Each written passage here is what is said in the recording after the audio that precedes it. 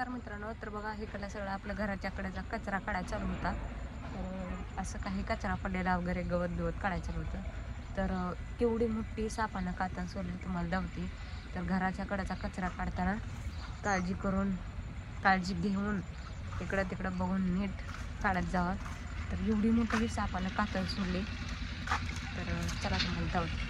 तर बघा इथनं इकडं अशी केवढी मोठी कातन सोडली का दिसते का इथं. सापाची कातन इथनं अशी ती केवढी मोठी कातन सोडली. आणि लेकरं इथंच खेळते ती ही करते ती. तर दिसतच असेल तुम्हाला ह्यात झूम केली. आणि इकडे हे का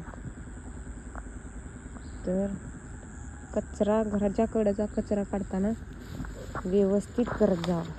केवढी मोठी कातन सोडली. तर इकडं सगळा कचरा काढायला चालू होता. कचरा म्हणजे हे असं म्हणजे आपलं फेकलेलं येतं किचनमधून इकडून खिडकीतून फेकून देतात कागद बिगतं. तर लेकरं अशी धिंगाणा घालते ती. आणि आमच्या घरामागं तर एवढं खेळ आहे ना. तर त्यामुळं 2-3 वेळा आम्हाला दिसला होता.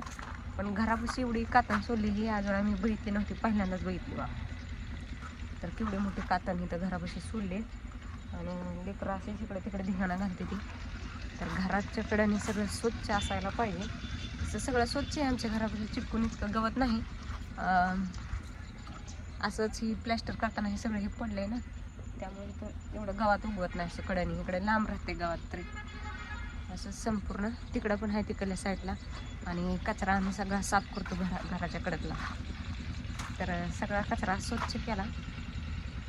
तर बघा, आणि ती कचरा स्वच्छ करताना दिसली. त्यामुळं घराच्या कडेने स्वच्छ असलेलं चांगलंच. सगळं स्वच्छ करून घेतले. ठेवा काय नाही आता आपल्या इथे थोड्याशा विटा ठेवलेल्या आहेत त्या ते कंपाऊंड केलेल्या झाडाला त्या पाय, नाही तर बाकीचा कचरा आपल्या घराच्या कडे नेलेला नाही.